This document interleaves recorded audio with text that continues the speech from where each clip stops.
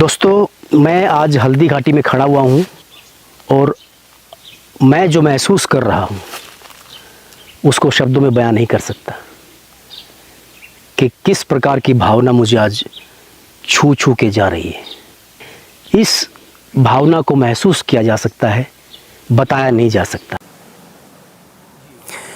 हमारे मित्र या कहें कि छोटे भाई श्री अनिल पटेल जी व अन्य हमारे मित्र भी पहुंच चुके हैं। अनिल जी मेवाड़ के इतिहास के अच्छे ज्ञाता हैं। हम इनसे भी बात करेंगे और जानेंगे हल्दी घाटी के इतिहास और 18 जून 1576 के दिन जो युद्ध हुआ था उसके बारे में। हम लोग हल्दी घाटी दर्रे के अंदर लगभग आधा किलोमीटर तक अंदर आ गए हैं। यहाँ जंगली जानवरों का खतरा बना रहता है, इसीलिए सरकार ने उस गेट को परमानेंट बंद किया हुआ है जहाँ से हमने प्रवेश किया था। लेकिन चूँकि हम लोग 5-6 की तादाद में हैं तो हम अंदर आ गए हैं। चंदन के पेड़ भी बहुत है यहाँ पे। रक्त चंदन के पेड़ काफी है। अपने को परख नहीं है, बाकी रक्त चंदन यहाँ पे बहुत है। बिल्कुल सही कह रहे हैं। यहाँ के राजसमंद टाइम के संपादक हैं कमल पालीवाल जी। अच्छा जी। तो वो टच में है, तो उन्होंने एक बार बताया था हाँ। यहाँ पे रक्त चंदन बहुत। अच्छा। उसकी भीनी भीनी स्मेल आती है, पर अपने को पता नहीं उसके बारे में। सर ये पूरा जंगल रास्ता है। ये तो आगे रास्ता ही नहीं होगा। नहीं, अब देखिए ये दोनों साइड आप देख लें जी, ऐसा ऊंचा है और बीच में। अब इसमें क्या होता था फायदा इनका, महाराणा प्रताप का। हाँ। सामने से मैक्सिमम 20 सैनिक आके अटैक कर सकते थे। हाँ। और इनके 20 सैनिकों को इजीली टैकल कर लेते थे। इजीली टैकल कर, क्योंकि मजबूत तो थे ये लोग।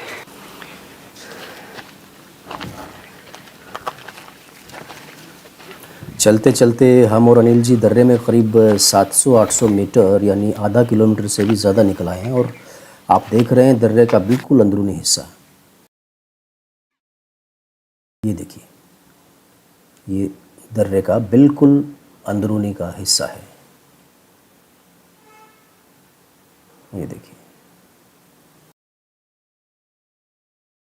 उसके बाद जब वो यहाँ पे आए जी और प्रताप की सेना ने उनके ऊपर अटैक जो किया जी, तो उनको अचानक पता चला इस बात का कि वो लोग यहाँ पे छुपे हुए हैं।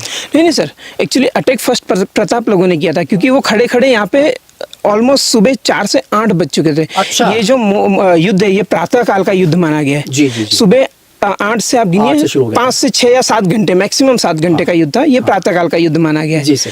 तो इन्होंने जब युद्ध किया तो स्टार्टिंग में इनके जो हरावल दस्ते ने पहले उन पे वार किया, तो उनकी जो दक्षिण पार्ट था जो जिसमें लगभग जयपुर के राजपूत थे और उसके जो थे लूणकरण, ये सब उसके सेनापति थे। मेन लूणकरण, आसिफ खान, ये सब उसके सेनापति थे। और लेफ्ट साइड में नहीं, हाकिम का सुर तो इनकी तरफ से थे ना। अच्छा, उनकी बात कर रहे हैं। मैं मान सिंह की बात कर रहा हूँ। ठीक है।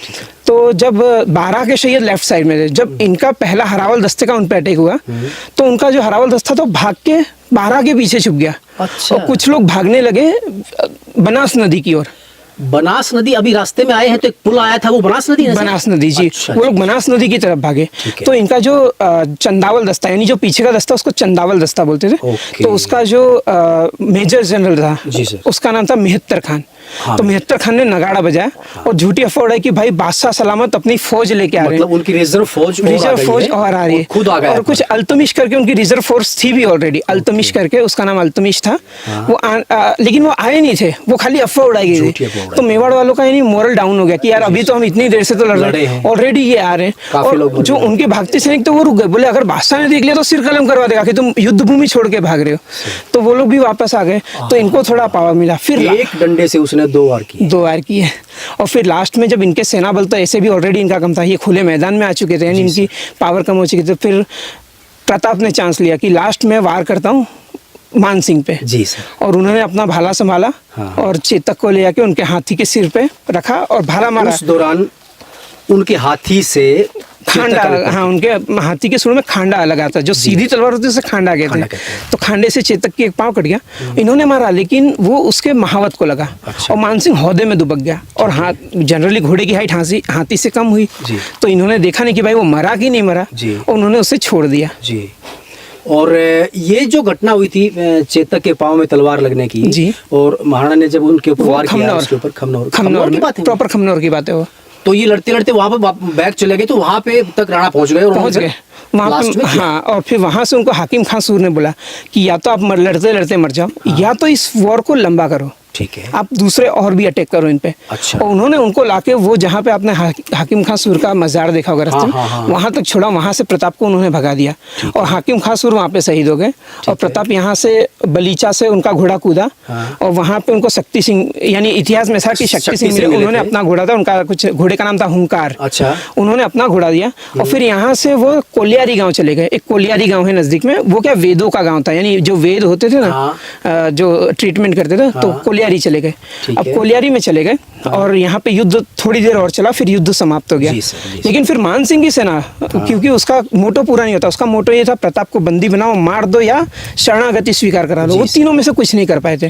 तो उन्होंने सोचा कि भाई इनका कोई खाली प्लेस देखो, वहां पे हम इन पे अटैक करेंगे। इनको खाली प्लेस मिला गोगुंदा। गोगुंदा में सिर्फ 20 सैनिक होते थे, उन्हें माचा तोड़ सैनिक कहा जाता था। माचा तोड़ बुजुर्ग होते हैं। हाँ। तो इन्होंने वो माचा तोड़ सैनिक को मारा, गोगुंदा पे कब्जा किया। शाम तक वो ये वहाँ पे पहुंचे थे। फिर इन्होंने वहाँ पे दीवारें खड़ी की, जहाँ पे दीवार नहीं बन सकती थी वहाँ पे खाइयाँ बनाई। अच्छा। और फिर अपने सैनिकों को बोला कि आप रसद का इंतजाम करो, क्योंकि रसद उस टाइम पे ये लोग क्या करते थे, वॉर के टाइम पे सारी फसलें जला देते थे, नष्ट कर देते थे, किसी को खेती करने का हक नहीं होता था और सारे कुएं, बावड़ी, तालाब में जहर डाल दिया था। तो फिर रसद का इंतजाम करने कुछ सैनिक हिम्मत करके जाते, लेकिन थोड़ी भी खटपट होती तो उनको लगता भील आ गए और डर के भाग जाते थे। तो फिर रसद का इंतजाम हुआ नहीं। पर जून का महीना था, इनको आम खूब मिले। इन्होंने आम खाए। ज़्यादा आम खाने से पेट खराब हुआ, लोगों को डायरिया, कुछ सैनिक वहीं पे मर गए, काफ़ी लोग मर गए। फिर कई लोग भागने लगे अजमेर की तरफ। तो मान सिंह ने फिर ऐलान किया कि भाई जो भागेगा मैं उसका सिर कलम करवा दूंगा। तो लोग रुके। अंत में इन्होंने अपने घोड़े तक खाने शुरू कर दिए। इन्होंने अपने ही घोड़े मार के खाने शुरू कर दिए और अकबर को लिखते थे कि हम यहाँ पे जीत रहे हैं, हम यहाँ पे जीत रहे हैं। अकबर को डाउट हुआ कि यार 6 महीने इतना लंबा वॉर कौन सा चल रहा है। तो उन्होंने अपने वहाँ से आदमी को भेजा। उन्होंने बताया भाई ये जीत नहीं रहे, इनकी हालत खराब है। फिर अकबर ने मान सिंह को बुलाया और 1.5 महीने तक मान सिंह की ड्योढ़ी बंद कर दी। बिल्कुल। 1.5 महीने तक मान सिंह की ड्योढ़ी बंद कर दी। उनका डिमोशन भी कर दिया था। बिल्कुल सर। बहुत बढ़िया सर। ये सर एक बात समझ में नहीं आई कि जब चेतक को जो तलवार लगी थी हाथी के साथ जो लड़ाई थी, खमनोर की बात है वो प्रॉपर। तो चेतक की समाधि भी खमनौर में ही है? ये बलीचा में है सर। वहाँ से वो दौड़ा के इनको लेके आया था। अच्छा, बलीचा में समाधि है। 3 पैरों पे उनको यहाँ तक लेके आया था वो। तो ये आपने हल्दी घाटी के बारे में जाना। वीडियो लंबी ना हो इसलिए आगे की जानकारियाँ आप एक के बाद वीडियोस में देखेंगे। वीडियोस के लिंक आपको डिस्क्रिप्शन में मिलते रहेंगे। अगले वीडियो में आप देखेंगे चेतक की समाधि और वो नाला व पहाड़ जहाँ से चेतक महाराणा प्रताप को लेकर कूदा था। चैनल को सब्सक्राइब कीजिए ताकि हम आपके लिए अच्छे वीडियोस लाते रहें। बेल आइकन को दबाना ना भूलें ताकि आपको नए वीडियोस की जानकारी मिलती रहे। धन्यवाद।